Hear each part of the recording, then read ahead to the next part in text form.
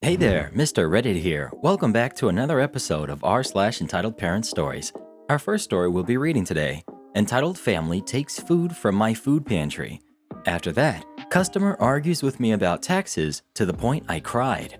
After that, professor dismissed a student for her visual impairment. Student makes sure professor sees the door. And after that, denied my workers' rights. The company lost a lot of money. Now Karen told me that if we can get 1,000 likes on this video, she won't try to get anybody fired for an entire week. So please smash that like button. And if you're new, subscribe and turn on notifications for new stories from Reddit every single day. And huge thank you to Draco Lord 1208 for supporting the channel on Patreon. Entitled Family Takes Food from My Food Pantry. This happened 2 days ago, so I'm still fuming. But one thing you should know is that I run a food pantry on the weekends.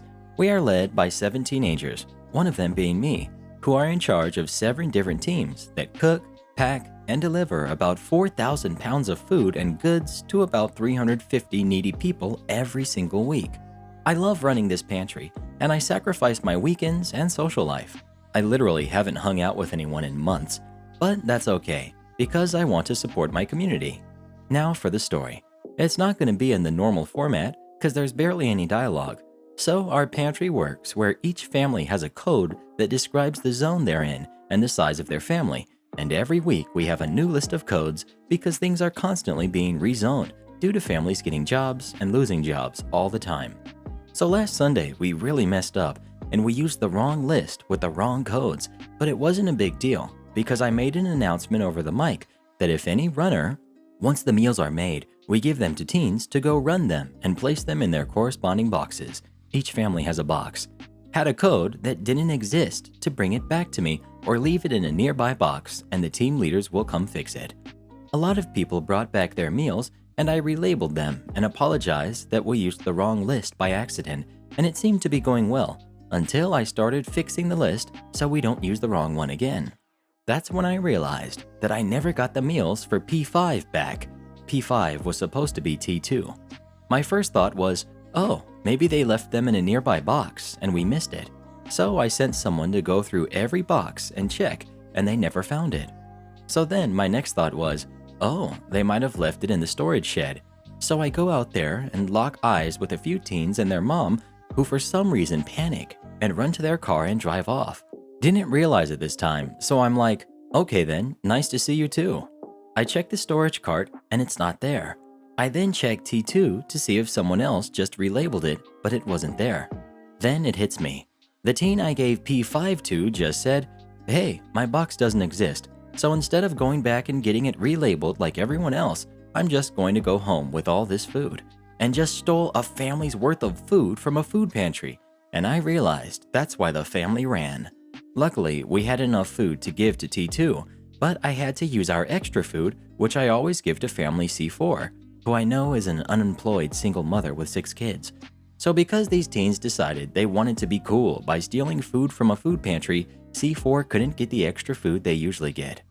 Honestly, I'm just in shock. I knew people did bad things, but I didn't think anyone would stoop so low to steal from a charitable food pantry that gives meals to people that wouldn't otherwise have any. It makes me question why I do it and whether I should continue being a leader in the pantry. I'm trying to give back to the community, and the community steals and does each other over. Edit. My claim of questioning why I'm doing it doesn't just stem from this. I've been seeing that all the volunteers, aside from a few dozen, we have 500 volunteers every week, are just there to get hours for their college app or are there for social media cloud. This was just the straw that broke the camel's back, and I'm really not sure why I'm sacrificing a regular teenage life if volunteers don't care and steal.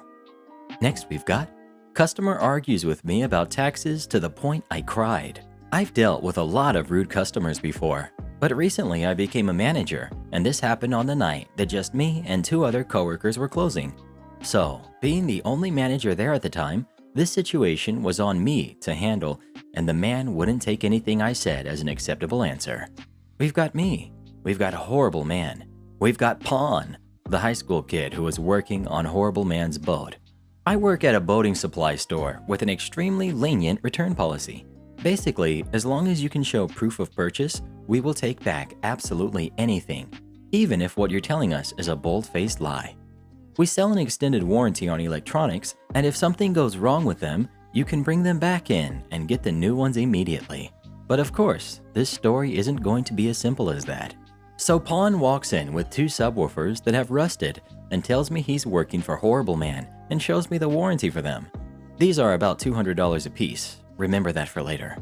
Pawn: I have a warranty for these and need to get 2 new ones. Me: okay, perfect. Let me go see if we have them in stock.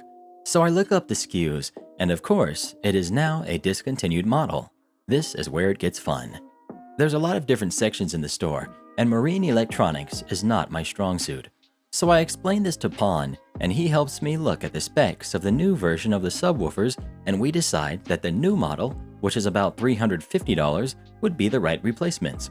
At this point, Pawn is on the phone with Horrible Man explaining the situation, and while I can't hear the entire conversation, I am able to pick up that Horrible Man wants these new ones to be honored at the $200 price so that he wouldn't have to pay anything extra.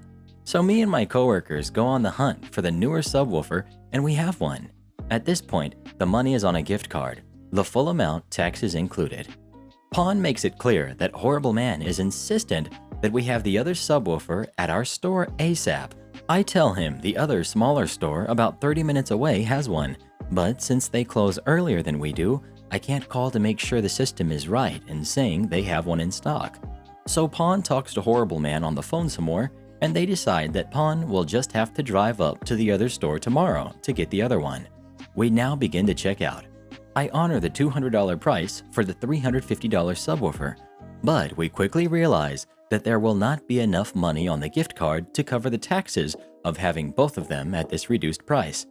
Upon Pawn telling Horrible Man this, Pawn hands the phone to me. Horrible Man: I already have to send my guy and pay him more money for tomorrow to go get the other one. Why isn't this an even swap? Me: it is an even swap on our part. The taxes must have gone up, and I don't have the power to change or take off taxes owed. Now this is where Horrible Man starts to set up his vague dominance over me to try and make me do whatever he wants. I'm so tired of this crap. I've had to call corporate so many times, and most recently, they gave me 1,000 points for my trouble. And here we are again, having trouble. 1,000 points in our system equates to $40 in cash certificates to the store. We are sitting here arguing over $6 in taxes. It also tells me that this guy is quick to call corporate and complain about anything in order to get rewards. Me: I'm sorry, but there really is no way for me to change the amount of tax it's charging. You would have to either call back or have Pawn come back in tomorrow when the store manager is here, and maybe he could do something about it. Horrible Man: So what you're telling me is that this is going to cost me more money? I know there's numbers you can call.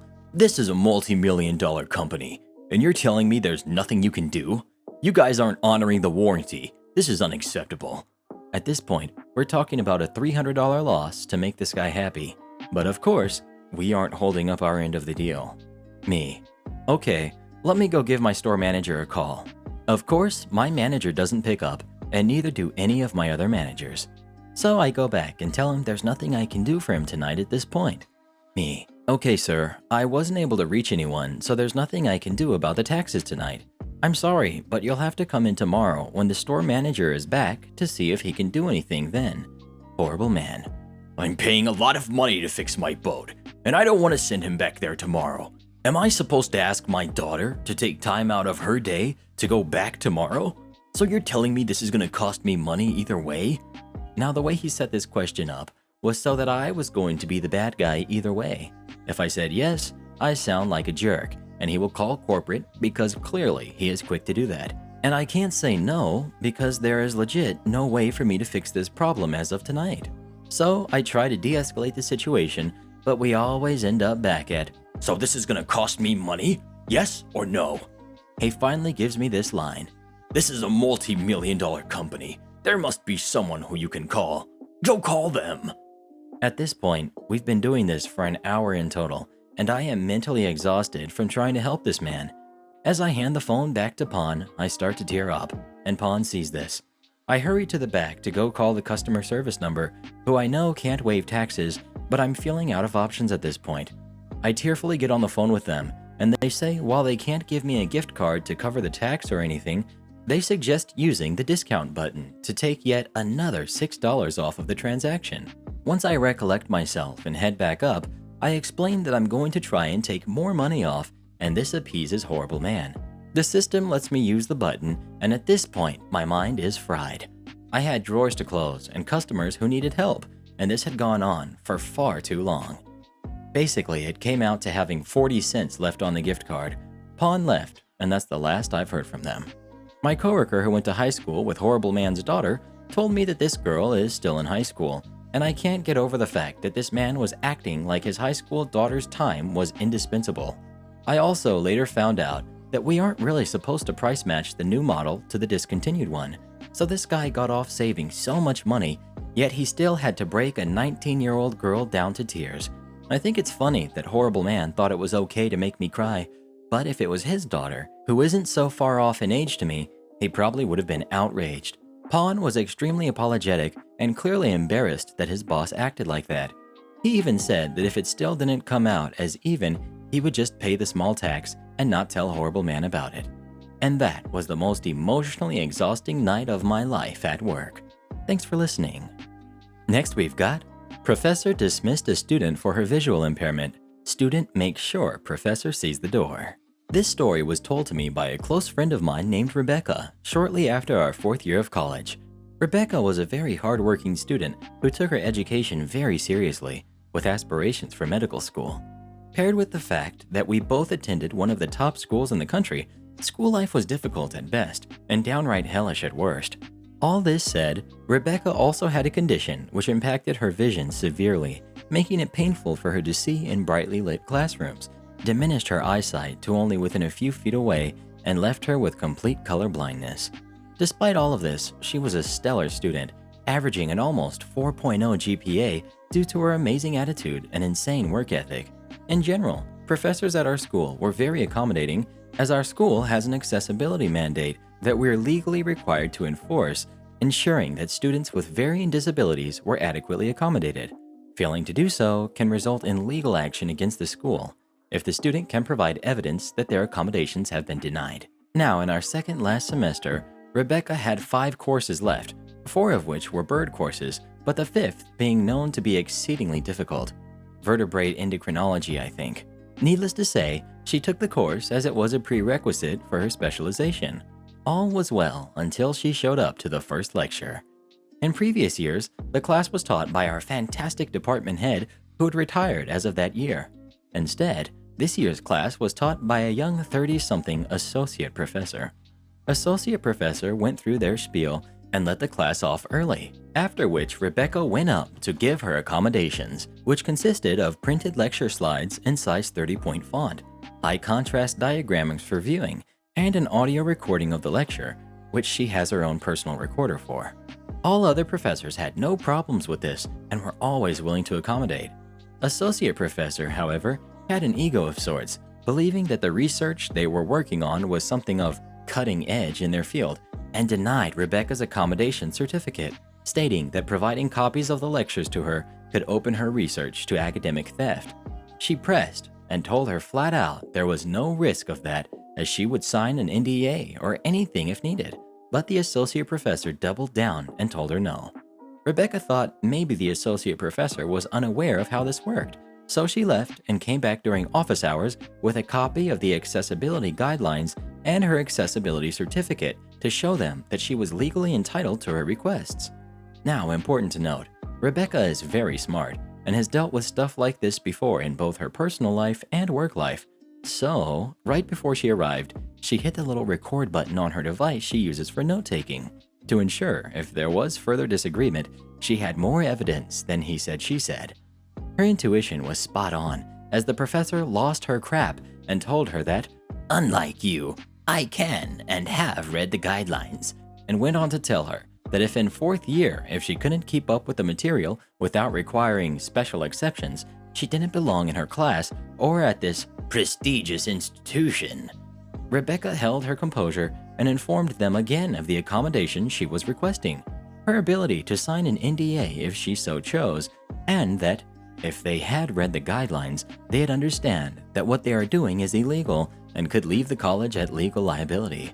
The associate professor sputtered, "If you threaten me again, I'll have you expelled from this school." So Rebecca apologized and left straight to the accessibility office to lodge a complaint. She sat down with her counselor and recounted what had transpired over her 2 meetings with the associate professor and played the recording for her advisor. She also mentioned that the events had caused her severe duress and she was considering legal action against the school if immediate action was not implemented to remove the barriers to her equitable education.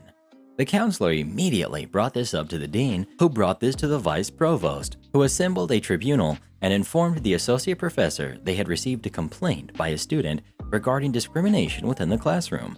Tribunal took place at the end of the week with the dean, professor's new department head, vice provost chair, and other members at large representing the panel.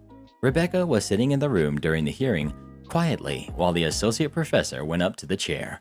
Associate professor immediately started to lie and tried to spin it that Rebecca was asking for sample midterms and finals because she was struggling with the first week's content. Needless to say, the panel didn't even call Rebecca up to testify. Instead, they played out the recording Rebecca had taken, and after finishing, the associate professor had nothing. Then they screamed that the evidence was illegal, as they had not been given prior consent before the recording had occurred. The chair told them that 1. If you had read the law, you'd know that is not how it works here. And 2. If that is your only defense, the college is firing you for malicious breach of contract, openly admitting to leaving the college open to a human rights lawsuit and abusing their position of authority to bully/intimidate a student. Given our school's reputation, getting fired is lethal to a budding researcher's future career. Associate professor screamed and started swearing at the panel, Rebecca, and anyone else in the room before security escorted her to the office.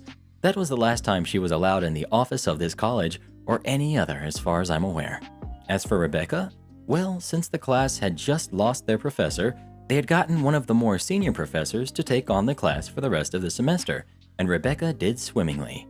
As of date, she's finishing her residency as a dermatologist, and I could not be more proud of her. Next we've got denied my workers' rights. The company lost a lot of money. So for a bit of context you need to know, this company was pretty corrupt, and they ended up getting away with some shady stuff for quite a while before this. It's also worth noting that before working for them, I was training at a martial arts club and loved doing so, despite how tough the training could be. I had every intention of hopefully going pro one day. This is ultimately what fueled my anger. This happened a few years ago. I had been working for this company for a couple months and was finally starting to adjust enough to possibly go back to martial arts training even after working a 12-hour shift. I came in on my scheduled Saturday shift. My normal shift supervisor was away with his wife, who had just given birth. The supervisor who was there usually worked a different shift but was filling in. They assigned me to my usual job, which I later found out from my physiotherapist nobody should be doing for 12 hours straight, especially if they're my size.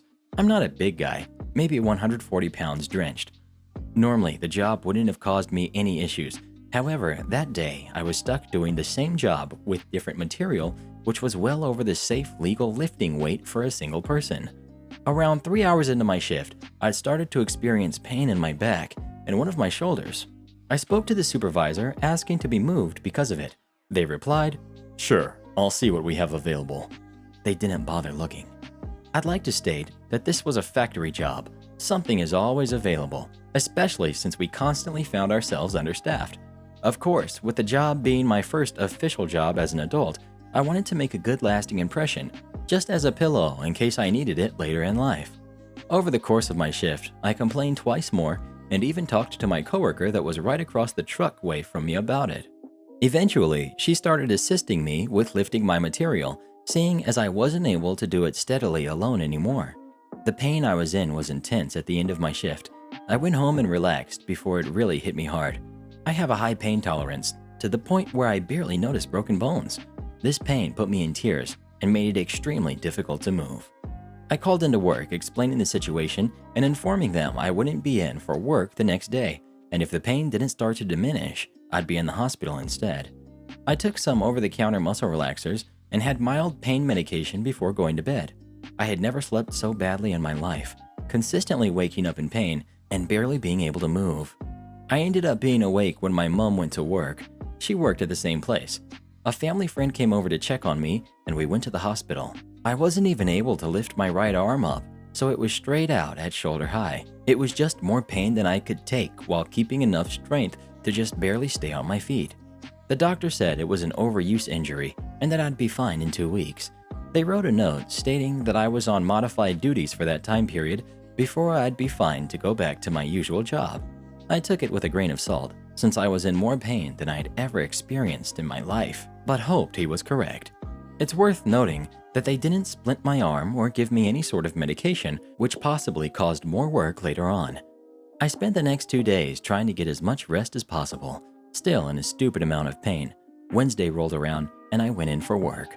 My normal shift supervisor was happy to see I was all right, and apparently had gone off on the other supervisor for letting something like this happen to one of his employees. I was assigned modified duties as the doctor instructed and went to work after being shown what I was doing. Around an hour into my shift, the pain in my shoulder got much worse. My arm started to go purple, and I felt pins and needles, constant pain in my joints from my shoulder all the way into my finger knuckles. There was sweeping pain and sharp stabbing pain as well. It got so bad that I started to feel nauseated and my vision was fading in and out. My coworker noticed this and asked if I was all right. I replied no and asked her to get the supervisor for me.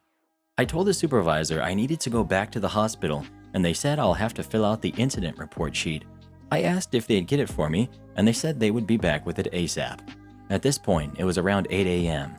I didn't see the supervisor again until 10 a.m., and they most certainly did not have the papers I needed to fill out, so I asked again.